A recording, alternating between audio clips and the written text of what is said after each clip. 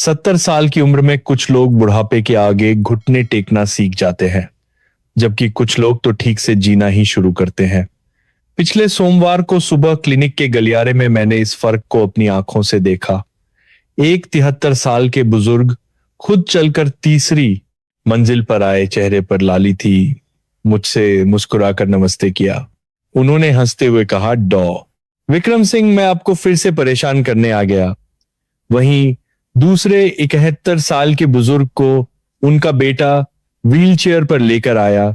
उनका चेहरा पीला पड़ा हुआ था। वे एक शब्द भी नहीं बोले, बस आहें भर रहे थे।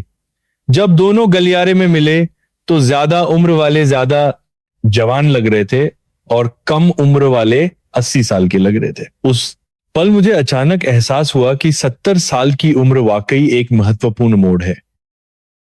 विक्रम सिंह 42 सालों से चिकित्सा अभ्यास कर रहा है, एक पुराना डॉक्टर, और इस साल मैं 68 का हो गया हूं। कह सकते हैं कि मैं भी इस उम्र के करीब पहुंच रहा हूं। इन सालों में मैंने सैकड़ों बुजुर्ग मरीजों का साथ दिया है, 60 से लेकर 90 और यहां तक कि 100 साल की उम्र तक। मैंने एक पैटर्न देखा है। जो लोग 70 साल की उम्र में 5 काम आसानी से कर पाते हैं, उनमें से ज्यादातर 90 साल तक जीते हैं, और वो भी सम्मान और अच्छी गुणवत्ता के साथ। ये 5 काम कोई गहरे चिकित्सा सिद्धांत नहीं है, बल्कि अनगिनत जिंदगियों के अनुभव से निकले निष्कर्ष हैं।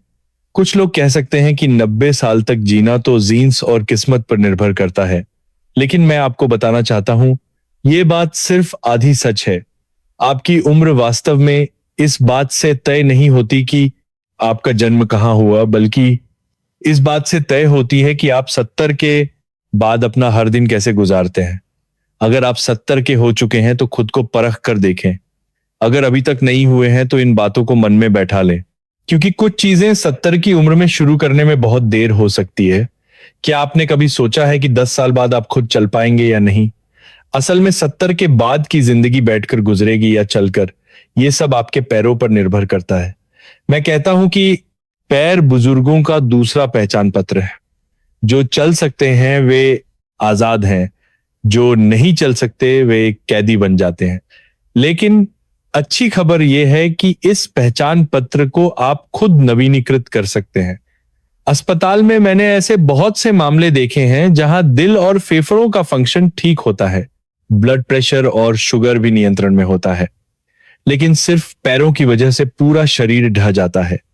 वे सीढ़ियां नहीं चढ़ पाते, घर से बाहर नहीं निकल पाते, धीरे धीरे अपनी देखभाल भी नहीं कर पाते, और अंत में अपने बच्चों पर बोझ बन जाते हैं। एक बार एक बुजुर्ग ने मुझसे कहा, डॉ विक्रम सिंह, मुझे अब बीमारी से डर नहीं लगता, बल्कि इस बात से डर लगता है कि मैं चल नहीं पाऊंगा। ऐसा महसूस होता है जैसे पिंजरे में बंद हूं। उस पल मुझे समझ आया कि पैर सिर्फ स्वास्थ्य का मामला नहीं, बल्कि सम्मान का भी मामला है। राम भरोसे जी मेरे पुराने मरीज हैं, मैं उन्हें लगभग 10 साल से जानता हूं। मुझे याद है जब मैं उनसे पहली बार मिला था, वे 64 साल के थे और हाल ही में रिटायर हुए थे। घुटनों के दर्द के लिए आए थे। मैंने जांच की और पाया कि लंबे समय तक खड़े रहकर काम करने से उनके घुटने बहुत घिस गए थे। मैंने उनसे कहा, राम भरोसे जी, आपको अपने पैरों का बहुत ध्यान रखना होगा, वरना बाद में चलना मुश्किल हो जाएगा। यह सुनकर उनका चेहरा उतर गया। उन्होंने कहा, डॉ विक्रम सिंह, मैं 70 की उम्र में बिस्तर पर नहीं पड़ना चाहता। मैंने कहा, तो फिर आपको मेरी बात माननी होगी। फिर उन्होंने पूछा कि कैसे देखभाल करें। मैंने उन्हें 3 सुझाव दिए।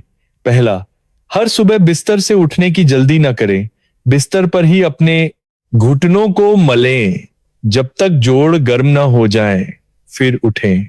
दूसरा, रात को सोने से पहले एक टब में गर्म पानी लेकर अपने पैर उसमें डुबोएं।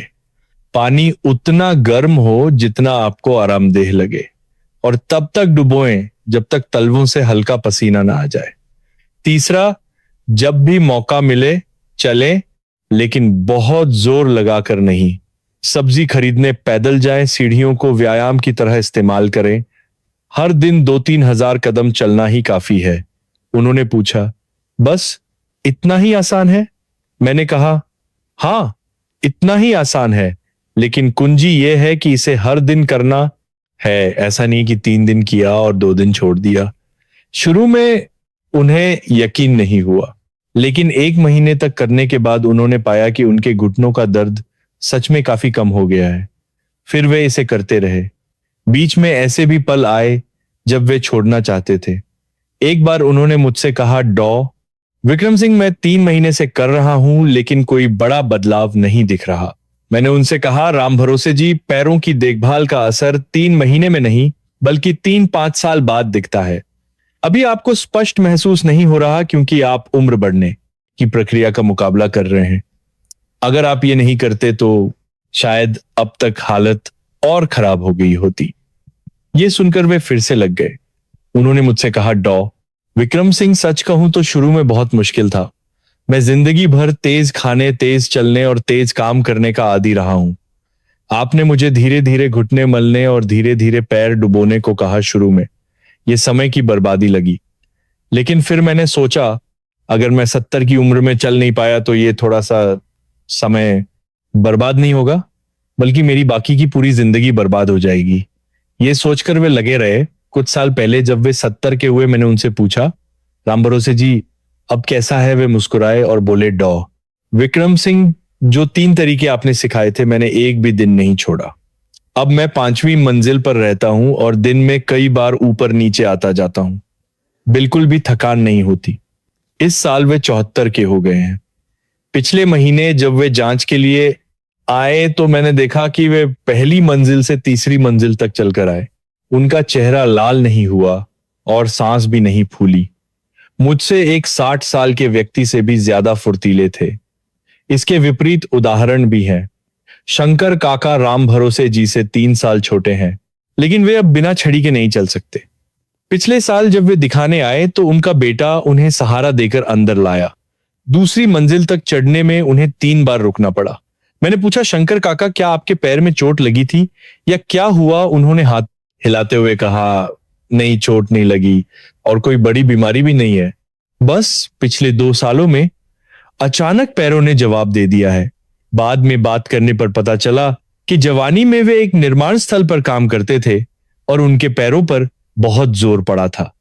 60 साल की उम्र में रिटायर होने के बाद उन्होंने सोचा कि अब आखिरकार आराम मिलेगा, तो वे दिन भर बैठकर टीवी देखते और ताश खेलते। एक बार में कई घंटे बैठे रहते। नतीजा यह हुआ कि 3-5 सालों में उनके पैर और भी कमजोर हो गए। एक बार उन्होंने मुझसे कहा, विक्रम सिंह, मुझे अब इस बात का पछतावा नहीं है कि मैंने जवानी में बहुत मेहनत की, बल्कि इस बात का है कि बुढ़ापे में मुझे देखभाल करना नहीं आया। अगर उस समय किसी ने मुझे यह सब बताया होता तो मैं जरूर सुनता। यह सुनकर मुझे भी बहुत दुख हुआ। वास्तव में शंकर काका जैसी स्थिति मैंने बहुत देखी है। जवानी में शरीर का अत्यधिक उपयोग किया और बुढ़ापे में सोचा कि अब आराम करना चाहिए, लेकिन आराम करने से शरीर और खराब हो गया। इंसान का शरीर मशीन नहीं है जिसे जब चाहा रोक दिया।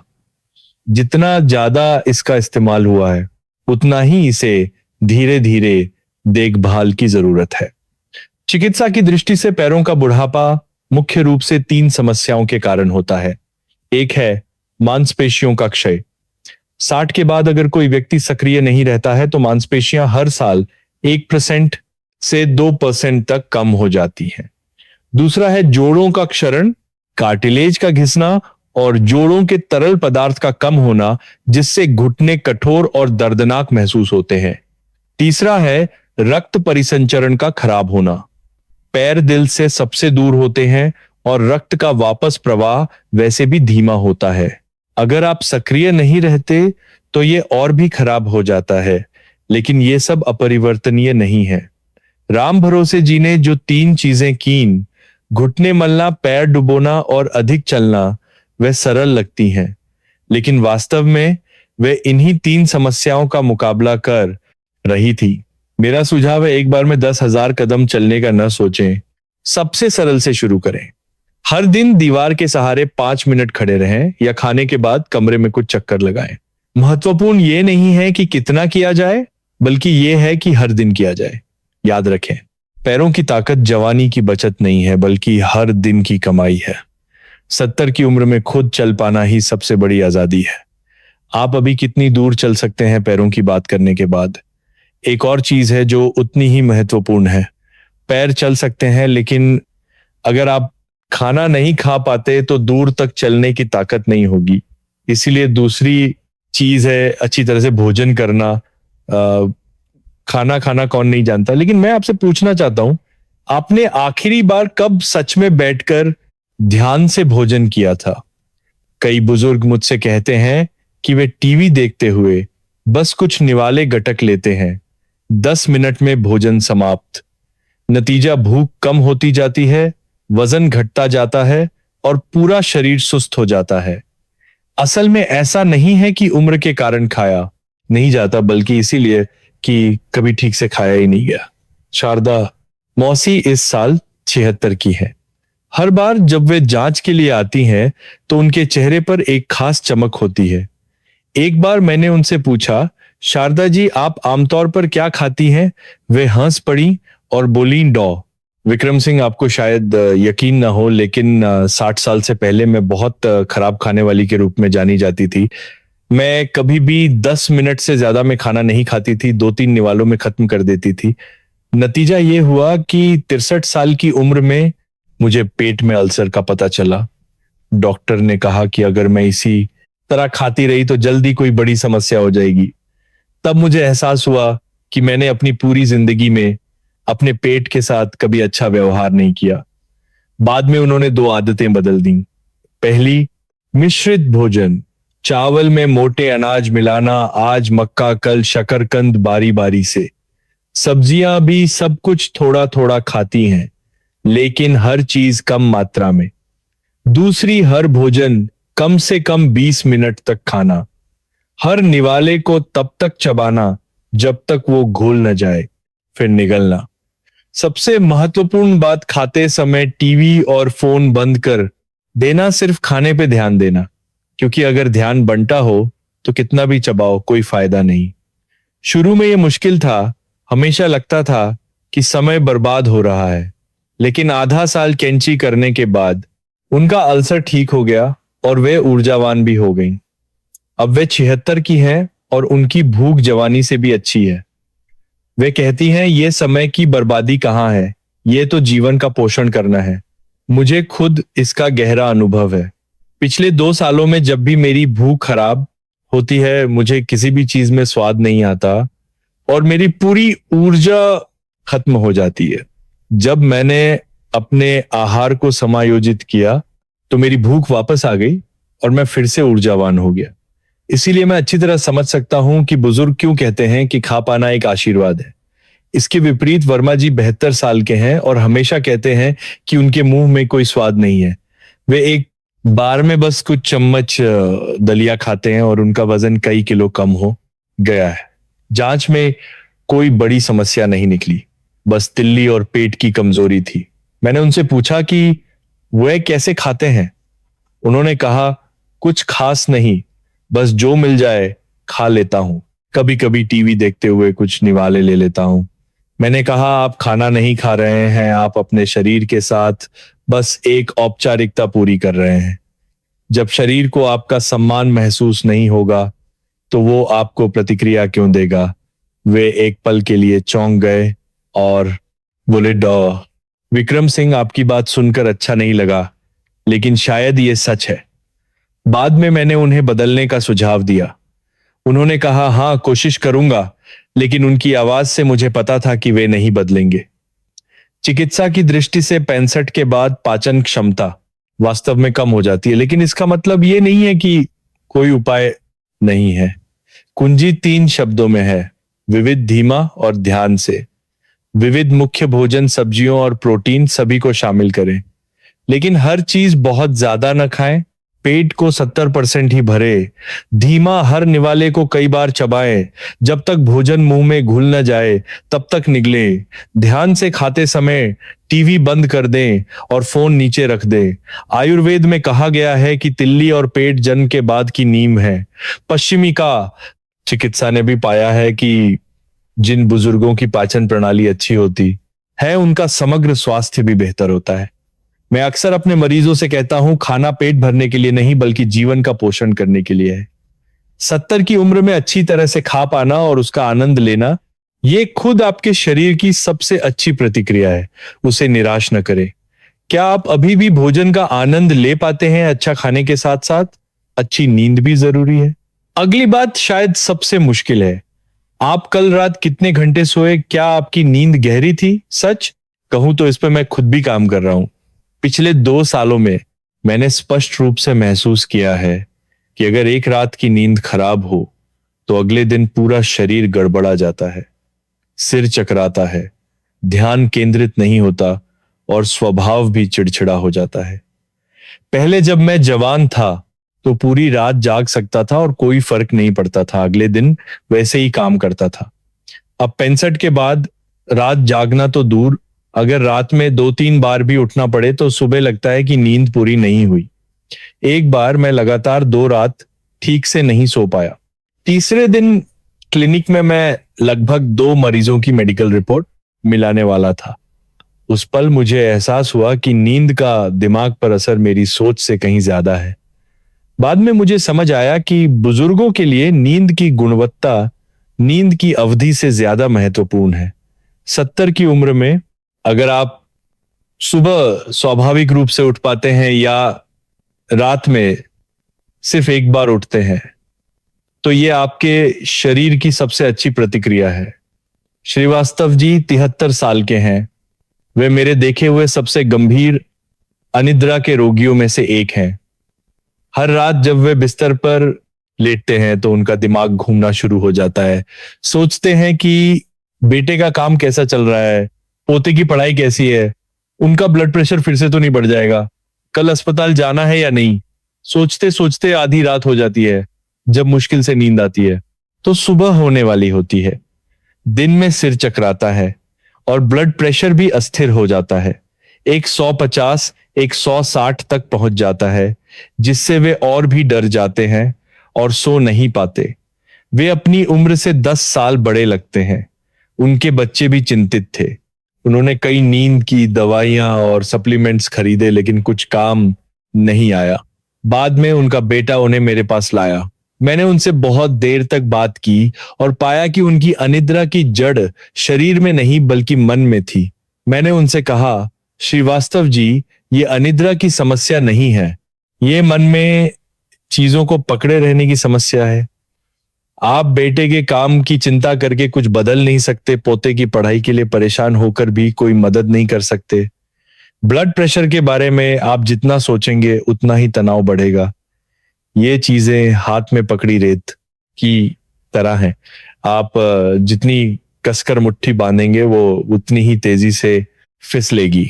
बेहतर है कि आप अपनी मुट्ठी खोल दें और उसे रहने दें। ये सुनकर उनकी आंखें भर आईं। उन्होंने कहा, डॉ विक्रम सिंह, मैं ये सब समझता हूं लेकिन मैं छोड़ नहीं पाता। मैंने कहा, मैं जानता हूं, इसलिए हम एक एक कदम उठाएंगे। पहले शरीर को आराम दें, तभी मन धीरे धीरे शांत होगा। मैंने उन्हें 3 सुझाव दिए। 1, सोने से 1 घंटा पहले फोन बंद कर दें, कोई खबर न देखें, कोई चिंता न करें।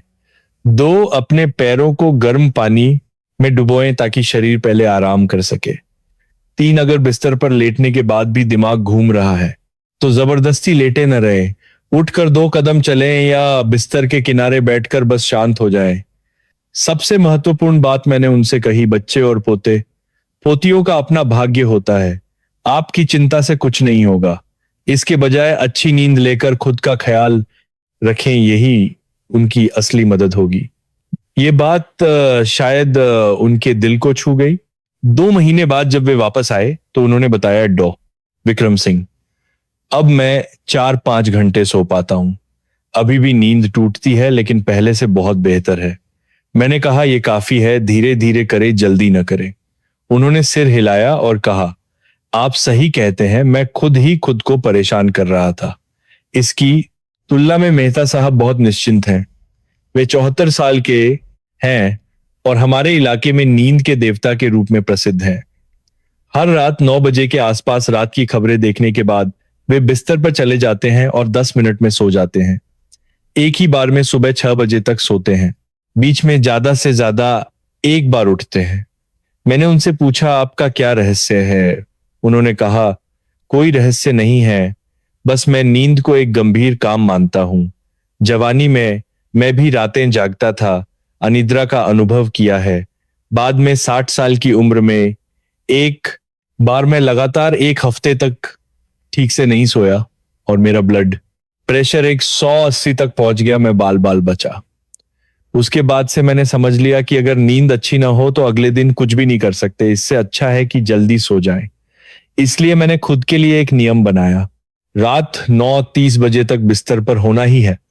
शुरू में नींद नहीं आती थी, लेकिन मैं चिंता नहीं करता था, बस चुपचाप लेटा रहता था और दिमाग को खाली छोड़ देता था। धीरे धीरे शरीर को इस समय सोने की आदत हो गई। उन्होंने यह भी कहा, बुढ़ापे में युवाओं से रात जागने में मुकाबला न करें और न ही ये सोचे कि कुछ और कर लें। अच्छी नींद लेने से ही हर दिन को अच्छी तरह जीने की ऊर्जा मिलती है। चिकित्सा की दृष्टि से बुजुर्गों की नींद वास्तव में युवाओं से अलग होती है। गहरी नींद कम हो जाती है और आसानी से जागना भी सामान्य है। लेकिन कुंजी यह है कि जागने के बाद क्या आप फिर से सो पाते हैं और उठने के बाद क्या आप तरोताजा महसूस करते हैं। श्रीवास्तव जी और मेहता साहब के बीच का अंतर घंटों में नहीं बल्कि मानसिकता में है। एक हमेशा सोचता रहता है, दूसरे ने छोड़ना सीख लिया है। मेरे सुझाव हैं, पहला, 8 घंटे सोने की जिद न करें। 8 घंटे करवटें बदलने से बेहतर 6 घंटे की उच्च गुणवत्ता वाली नींद है। दूसरा, सोने से पहले एक रस्म बनाएं। यह पैर डुबोना हो सकता है, संगीत सुनना हो सकता है, ताकि शरीर को पता चले कि अब सोने का समय है। तीसरा, छोड़ना सीखें। सोने से 1 घंटा पहले कुछ भी ऐसा ना देखें जो आपको उत्तेजित या परेशान करे। याद रखें, नींद शरीर की आत्म मरम्मत है। अच्छी नींद किसी भी टॉनिक से बेहतर है। 70 की उम्र में सुबह स्वाभाविक रूप से जागना ही सबसे बड़ा सुख है। पैरों, भोजन और नींद की बात करने के बाद ये तीनों चीजें शरीर से संबंधित हैं। लेकिन अगली बात दिमाग और सम्मान से जुड़ी है। क्या आपको याद है कि 10 साल पहले आज के दिन आप क्या कर रहे थे? पिछले साल वसंत में मैं एक वृद्धाश्रम में एक पुराने मरीज को देखने गया। वे 82 साल के थे और उन्हें अल्जाइमर था। मैं उनके बिस्तर के पास गया। उन्होंने मुझे देखा, उनकी आंखों में सिर्फ भ्रम था। मैंने कहा, शर्मा काका, मैं विक्रम हूं क्या? आपको मैं याद हूं? उन्होंने सिर हिला दिया। उस पल मेरा दिल बहुत दुखी हुआ, क्योंकि 5 साल पहले वे मेरे साथ शतरंज खेल सकते थे, मुझसे पुरानी बातें कर सकते थे, लेकिन अब उन्हें यह भी याद नहीं था कि वे कौन हैं। वृद्धाश्रम से बाहर निकलते समय मैंने एक संकल्प लिया, मुझे लोगों को यह बताना ही होगा कि अपनी याददाश्त कैसे बचाएं, क्योंकि यह सिर्फ स्वास्थ्य का मामला नहीं बल्कि सम्मान का भी मामला है। मेरे 40 से अधिक वर्षों के चिकित्सा करियर में मुझे सबसे ज्यादा दुख किसी लाइलाज बीमारी से नहीं हुआ, बल्कि किसी को धीरे धीरे ये भूलते हुए देखने से हुआ है कि वो कौन है। अल्जाइमर या संज्ञानात्मक हानि वो अंत है जिसे मैं सबसे कम देखना चाहता हूं। लेकिन मैंने ये भी पाया है कि 70 साल के सभी लोग उस स्थिति में नहीं पहुंचते। कुछ लोग 80 की उम्र में भी अपने बच्चों के फोन नंबर स्पष्ट रूप से याद रखते हैं, जानते हैं कि आज क्या तारीख है, और बाजार में खरीदारी करते समय हिसाब किताब में कोई गलती नहीं करते। ऐसे बुजुर्ग न केवल लंबा जीते हैं, बल्कि अधिक महत्वपूर्ण बात यह है कि वे स्पष्टता और सम्मान के साथ जीते हैं। शर्मा आंटी 75 की हैं। जब वे पहली बार मेरे पास आईं तो इसलिए क्योंकि उन्हें लग रहा था कि उनकी याददाश्त कमजोर हो रही है। उन्होंने कहा कि कुछ दिन पहले वे अपने बेटे को फोन करना चाहती थीं, लेकिन अचानक उन्हें नंबर याद नहीं आया। इस बात से वे इतना डर गईं कि पूरी रात सो नहीं पाईं। उन्होंने पूछा, डॉ विक्रम सिंह, क्या मुझे अल्जाइमर होने वाला है? मैंने उनकी जांच की और पाया कि वे बस कभी कभी चीजें भूल जाती थीं जो उम्र से संबंधित सामान्य स्मृति हानि थी, अल्जाइमर से बहुत दूर। लेकिन मैं उनके डर को पूरी तरह समझ सकता था। बाद में मैंने उनसे कहा, शर्मा आंटी, दिमाग एक मांसपेशी की तरह है। जितना अधिक आप इसका उपयोग करेंगी, ये उतना ही तेज होगा। जितना कम उपयोग करेंगी, ये उतना ही कमजोर होगा। ये मत सोचती रहें कि आप भूल जाएंगी, बल्कि कुछ ऐसा करें जिससे दिमाग सक्रिय हो। उन्होंने पूछा, क्या करूं? मैंने कहा, नई चीजें सीखें, जैसे कि स्मार्टफोन का उपयोग करके संदेश भेजना, अपनी सहेलियों से बात करना, गाना गाना, रात में अपने पोते के साथ अंताक्षरी खेलना, खाने में अखरोट, समुद्री मछली जैसी चीजें जो दिमाग के लिए अच्छी होती हैं, खा सकती है। लेकिन सबसे महत्वपूर्ण बात, खुद पर बहुत अधिक दबाव न डालें। कभी कभी कुछ भूल जाना ये मतलब नहीं है कि आपको अल्जाइमर हो रहा है। ये सुनकर उन्हें थोड़ी राहत मिली। 6 महीने बाद जब वे वापस आईं, तो उनकी मानसिक स्थिति पूरी तरह से अलग थी। उन्होंने मुझे बताया कि अब वे हर दिन एक नया स्मार्टफोन फंक्शन सीख रही हैं और उन्होंने सामुदायिक भजन मंडली में भी शामिल हो गई हैं, जहां वे हफ्ते में 2 बार अभ्यास करती हैं। उन्होंने कहा, डॉ विक्रम सिंह, अब मुझे डर नहीं लगता, क्योंकि मुझे पता है कि जब तक मैं सीख रही हूं और अपने दिमाग का उपयोग कर रही हूं, तब तक उम्मीद है। उस पल मैं वास्तव में बहुत प्रभावित हुआ, क्योंकि उन्होंने बीमारी को नहीं, बल्कि बुढ़ापे के डर को हराया था। चिकित्सा की दृष्टि से स्मृति में गिरावट वास्तव में उम्र बढ़ने का एक हिस्सा है, लेकिन गिरावट की गति हर व्यक्ति में अलग होती है।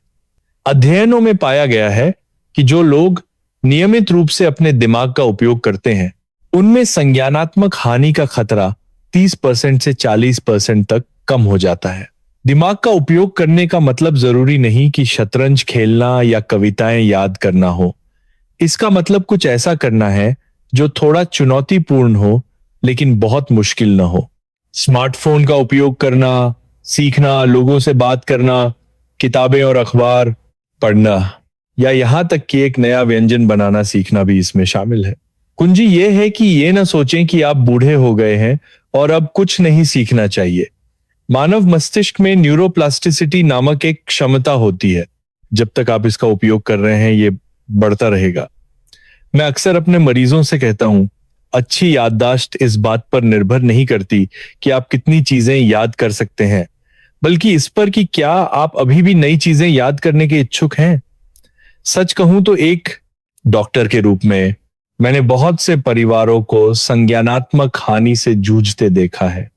वह दर्द शारीरिक नहीं है, बल्कि किसी को धीरे धीरे वो नहीं बनते देखना है जो वह था।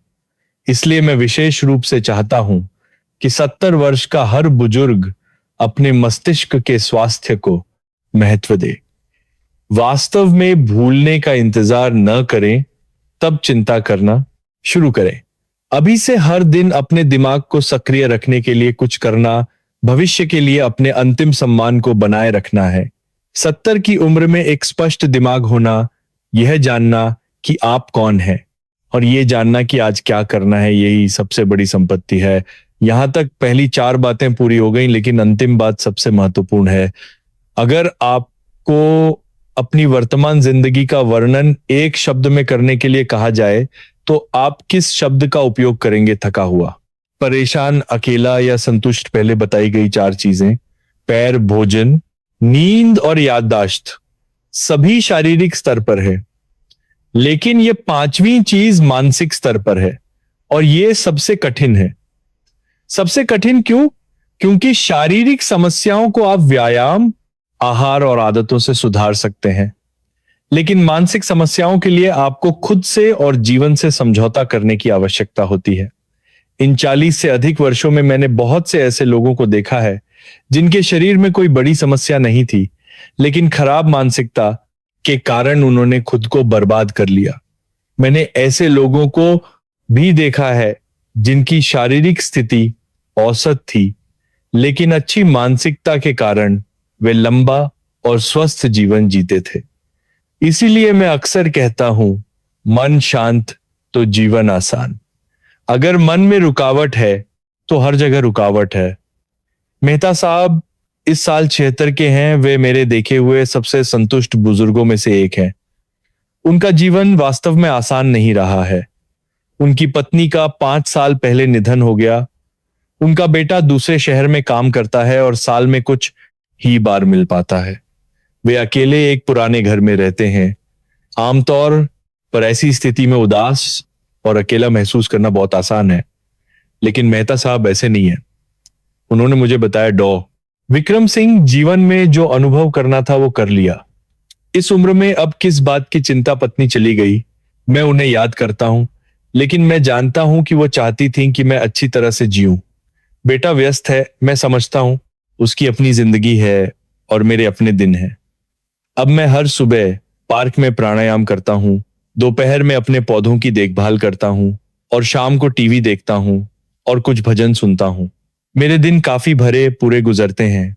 कभी कभी पड़ोसी बात करने आ जाते, कभी कभी मैं बस अकेला बैठा रहता हूं, सब अच्छा लगता है। बुढ़ापे में ये सोचने की बजाय कि बच्चों को कैसा होना चाहिए या जीवन कैसा होना चाहिए, खुद के साथ रहना सीखना ज्यादा आरामदायक होता है। वो उनकी बातें सुनकर मैं बहुत प्रभावित हुआ, क्योंकि बहुत से बुजुर्ग सिर्फ इसलिए खुद को शारीरिक और मानसिक रूप से प्रताड़ित करते हैं क्योंकि वे चीजों को छोड़ नहीं पाते और समझ नहीं पाते। मानसिकता की बात करें तो मैं इन वर्षों के अपने अवलोकन को साझा करना चाहता हूं। आजकल के बुजुर्ग पहले के बुजुर्गों से अलग हैं। पहले के बुजुर्ग रिटायर होने के बाद पोते पोतियों की देखभाल करते थे, घर का काम करते थे और इसे अपना कर्तव्य समझते थे। आजकल के बुजुर्गों ने बड़े बदलाव देखे हैं, दुनिया देखी है और उनके अपने विचार हैं, लेकिन इसी वजह से कई लोग और भी थका हुआ जीवन जीते हैं। वे बच्चों के मामलों की चिंता करते हैं, पोते पोतियों के मामलों की चिंता करते हैं और अपने शरीर की भी चिंता करते हैं। नतीजा ये होता है कि उनके मन में इतनी सारी चीजें होती हैं कि वे खुद ही दब जाते हैं। मैं अक्सर अपने मरीजों से कहता हूं, 70 की उम्र में जो छोड़ सकते हैं उसे छोड़ दें, जो भूल सकते हैं उसे भूल जाएं। इसका मतलब ये नहीं है कि आप परवाह नहीं करते, बल्कि ये समझना है कि कुछ चीजें आपकी चिंता करने से हल नहीं होंगी। खुद को थकाने के बजाय पहले अपना ख्याल रखें। ये परिवार के प्रति सबसे बड़ी जिम्मेदारी है। ये बात थोड़ी स्वार्थी लग सकती है, लेकिन ये दिल से निकली बात है, क्योंकि मैंने बहुत से बुजुर्गों को खुद को बीमार करते देखा है और अंत में वे अपने बच्चों पर बोझ बन जाते हैं। एक कहावत है, मन की बीमारी का इलाज मन से ही होता है। पश्चिमी चिकित्सा में भी शोध में पाया गया है कि लंबे समय तक चिंता, अवसाद और क्रोध से प्रतिरक्षा प्रणाली कमजोर होती है और विभिन्न बीमारियों का खतरा बढ़ जाता है। इसलिए मैं अक्सर कहता हूं, बीमारी का इलाज शरीर से पहले मन से करना चाहिए। बहुत से बुजुर्ग जब दिखाने आते हैं तो वास्तव में उनके शरीर में कोई बड़ी समस्या नहीं होती, लेकिन वे पूरे शरीर में असहज महसूस करते हैं। बाद में बात करने पर पता चलता है कि उनके मन में कोई गांठ है, बच्चों से झगड़ा हुआ, जीवन साथी से अनबन हुई, या बस उन्हें लगता है कि जीने का कोई मतलब नहीं है। इस समय दुनिया की कोई भी अच्छी दवा मन की बीमारी का इलाज नहीं कर सकती। इसलिए मेरा सुझाव है, 70 की उम्र में खुद के लिए खुशी खोजना सीखें, छोटे छोटे शौक पालें, उन लोगों के साथ अधिक समय बिताएं जो आपको खुश करते हैं और उन चीजों से कम उलझें जो आपको परेशान करती हैं। याद रखें, जब मानसिकता अच्छी होती है तो रक्त और ऊर्जा का प्रवाह सुचारू होता है। जब रक्त और ऊर्जा सुचारू होती है तो बीमारियां कम होती हैं। जब बीमारियां कम होती हैं तो जीवन लंबा होता है। यहां तक 5 बातें पूरी हो गईं। मजबूत पैर आपको दूर तक ले जाते हैं। अच्छी भूख आपको अच्छी तरह से खाने में मदद करती है। गहरी नींद आपको पर्याप्त आराम देती है। तेज दिमाग आपको स्पष्ट रूप से जीने में मदद करता है और एक अच्छी मानसिकता आपको एक अच्छा जीवन जीने में मदद करती है। ये 5 चीजें एक दूसरे से जुड़ी हुई हैं और कोई भी एक कम नहीं हो सकती। लेकिन अगर आपको सिर्फ एक बात याद रखनी हो तो मैं चाहता हूं कि आप आखिरी बात याद रखें, मानसिकता। कुछ लोग मुझसे पूछते हैं, डॉ विक्रम सिंह, इन 5 में से सबसे महत्वपूर्ण कौन सी है? मैं कहता हूं, पहली सबसे बुनियादी है और आखिरी सबसे महत्वपूर्ण है। पैरों के बिना आप दूर नहीं चल सकते, मानसिकता के बिना आप लंबा नहीं चल सकते। क्या आपके मन में अभी भी कुछ ऐसा है जिसे आप छोड़ नहीं पा रहे हैं? सच कहूं तो ये 5 चीजें सरल लगती हैं, लेकिन वास्तव में बहुत कम लोग हैं जो इन्हें लगातार कर पाते हैं। मैंने बहुत से लोगों को देखा है जो कुछ दिनों तक उत्साह से भरे रहते हैं, लेकिन 1 महीने बाद वे अपनी पुरानी आदतों में लौट जाते हैं। कुंजी क्या है? एक बार में सब कुछ बदलना नहीं, बल्कि सबसे आसान एक को चुनना और उसे 1 महीने तक करना। उदाहरण के लिए, अगर आपकी नींद खराब है तो पहले पैर डुबोने से शुरू करें।